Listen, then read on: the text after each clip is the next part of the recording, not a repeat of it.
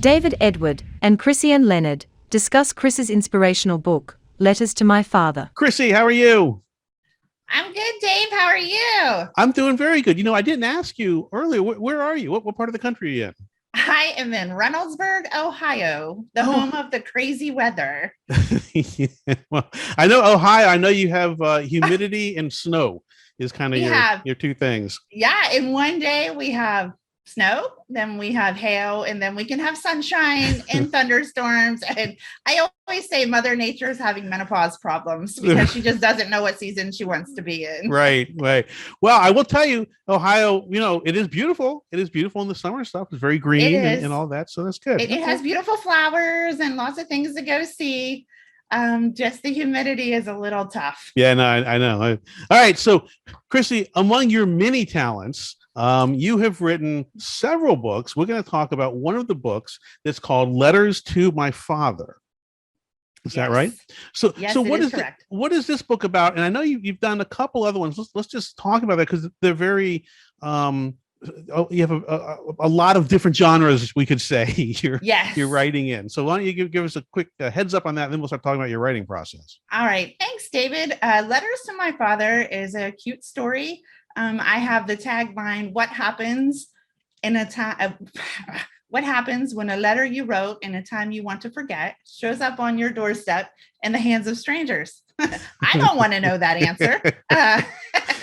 Today's world, it could be a lot of things. So, yeah. So, okay. Fair enough. It was a lot of fun to write, and it was just a lot of fun. It was really cathartic for me to walk through the issues that are in there. And it was just fun. It got me back into writing again. And it's like my little baby pet project. And we were just talking, and you wrote this book in about 4 weeks. Is that right? I wish. It took me 8 years from the time I did the first draft to take it through to publishing. So I wish it was 4 weeks.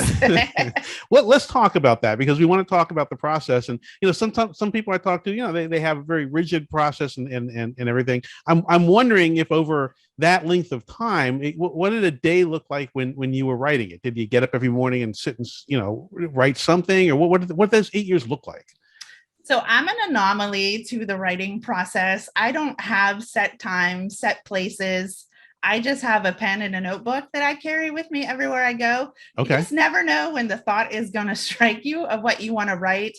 I found that because I am a recovering perfectionist, setting aside time to do that and then not doing it, I would go into such a tailspin that I'm like, I'm just not going to do that. I'm just going to write when it comes to me, the thoughts come in my head. So I called myself a jotter. Like I jotted down the ideas, where I wanted the characters to go. And then when I really needed to focus, I went to the library and sat in the quiet rooms where there is no noise, no distractions. And I just got it done. And it was difficult, though, because, I had to sacrifice a lot of events and a lot of time with my family and that. But our tagline was, hey, we'll see you when you get home from the library. And I was there for hours. Like I would leave right before they were closing. So wow, it's a little bit of an anomaly, but it's what worked for me because I cannot put that kind of pressure on myself. And because I just don't. I'll find something else to do. Right. Well, was there ever a point in those 8 years where you thought maybe you weren't going to finish it? Oh, yes. About the first draft that came back from my editors, and they're like, this is a coffee book, like a coffee table book. Right. And it needs to be like a bestseller. And I'm like, yeah, I don't know if I have that in me. And it was because I knew that I write with a lot of emotion. And so I had to go to like deep pain processes within myself and really take myself into difficult seasons of my life to hit that. And I really was resistant to do that. And they knew it.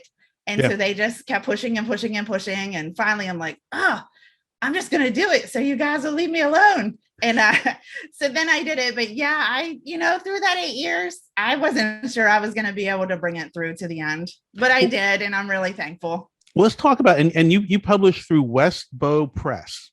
Yes. When did you get them involved in the process? And what was it like approaching them? So this is a crazy part of the story, which this whole book has a crazy beginning. I was actually going to publish on Amazon KDP. Sure. Yeah. And as I'm filling out, all the forms you have to do, there's this little banner that keeps flashing up in the corner of my computer. And I have like squirrel moments. I'm distracted by bright, shiny things. And so I was like, what is that over there? And so I clicked on it, and it was a banner to publish with Westbow Press. I was like, oh, this sounds interesting. And so I filled out the form. I didn't think anything was going to happen. And the next day, he was in my email, and we had a conference call by the end of the week. And then I signed the contract about 2 weeks later with them. Wow. And they're self-publishing. So they are a division of Thomas Nelson, and you self-publish with them. And so that was quite an experience. But you learn a lot. And so, yeah, just this bright, shiny banner. It was like a beacon, like, pick me, pick me. And I did. They provided good services. It sounds like you had an editor on their side that worked to it. So yet another funny story. I have my own editors. I have a team of editors that I send it to. I have one that does grammar, and then one that does like flow and continuality of the story. Oh, that's very good. And so, we were a bunch of first timers. So that's another thing. This was my first book taking to publish, and my first shot at it. So it's really rare to be able to get out there your first time. And so I got a call from their editing department, and it was the head editor. And she says, oh, books come across my desk for one of two reasons. Like, they're really bad. And, instantly my thought was, oh, she's talking about my book. Yeah. And then she said, and then we find yours where we know it can sell. It just needs a little work. So then I hired their editors for like the publishing side, because it's different than the editing you can do yourself. Sure. And so it was beautiful after that. They sent it back. You're still in full control of your story. I did deny a couple of their edits because I'm like, nope, not losing that part of the story. And they were okay with it. So it was a really good process. It was a nice learning process for me. Interesting. Now, the book's been out for 2 years, 3 years? About 3 years. Yeah. Has anything surprised you about the reception of the book? I mean, have people reached out to you, or, good, bad, or otherwise? Yes. So I have not received any bad feedback, which is quite surprising. Oh, and wow. A lot of, I know. I have no idea what that experience is like. Oh my, that's the only feedback I get. Yeah. Yeah. Yes, people have continued to say that they can find themselves or someone they know in those pages struggling with what the story is about. And I submitted it to a fiction writing contest because I just wanted feedback. And the feedback from the judge of regular fiction, not inspirational, was very good. So I was blown away, like, hey, this is really cool. I should probably write another book. Yeah, I think so. So when someone reads this book, what is the journey they go on? What do they get out of it? I mean, other than being entertaining and, brilliant, but what is the personal experience of reading it? So I think the personal experience is they're just drawn in by the emotion that's in there and the struggles that the people have to face. And I don't want to give anything away in the book, but they face some pretty heavy topics in there. Yeah. And then you're just curious, like, what's going to happen? What are these people doing? And so you have a time lapse from the time they wrote the letter until they're found to give the story of what has happened since they wrote that letter. And so it's really neat. You'll go on an emotional journey. I see the first one kind of like draws you in, and then you get put in what I call the pain pocket. Where you don't want to put it down because you're in such a high emotional level that you're just like, what is going to happen here? Right. And then, we come to the conclusion. So that was my idea when I wrote it. Well, so if this came out 3 years ago, if you started your second book 3 years ago, so in 5 more years, we'll be seeing another one from you? No, actually, I have published another one, and I'm working on a coloring book, and then I have 2 grief ones coming behind it on pet loss. Okay. So, yeah, so it won't take quite as long to see another one from me. so the wheels are starting to turn. They are turning. Yes, finally. Thank goodness.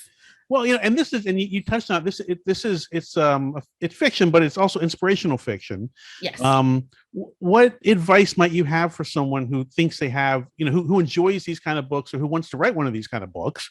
And they're maybe where you were 8 years ago or so, and they're trying to figure out, how do they do it? What I don't want to say I hate that word process, but how do they go from having a book up here in their head to having it out there in the world like you do, where you can see it and you have a publisher and the whole thing? Oh, my first advice is definitely keep going. Life will throw its curveballs at you. You just got to weather the storms and go on. And I tell people, just whatever you have in your head, it's like a brain dump. just dump it down on paper. I have a crazy thing that I tell people, like I puke my ideas out on paper and my editors clean it up. And so always make sure you have an editor behind you, because you're going to need them, because you're reading it from your point of view. So, it's the #1 bestseller on all the Times list and everything. And they're just like, yeah, this kind of needs some work. So, just keep going. Always have a pen and paper, and just don't put a lot of pressure on yourself. Good stories take time, and just let it develop. And, rewrites are a thing that you have to deal with, and don't look at them as failure. Look at them as learning processes and a way to step to the next level. But definitely keep going. I mean, it took 8 years and I made it happen. So it can be done. That's good. That's really good. And, you mentioned the editing part, and it's tough to edit your own stuff. I mean, 8 years is a long, it's a long time to write a book. So I think you had an advantage because you gave yourself that amount of time, which is when you could go back and look at some of your stuff, you might have some distance from it.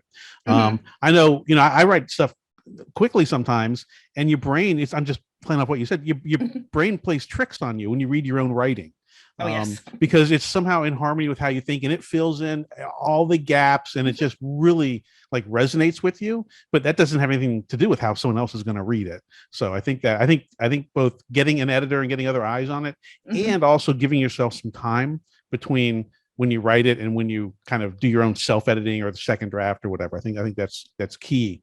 Yes. The only thing I write quickly is flash fiction, and it usually just stays in my notebook.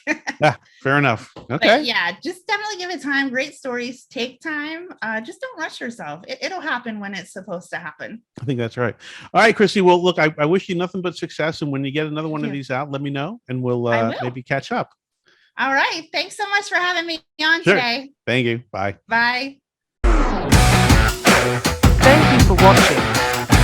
Please consider hitting the subscribe button.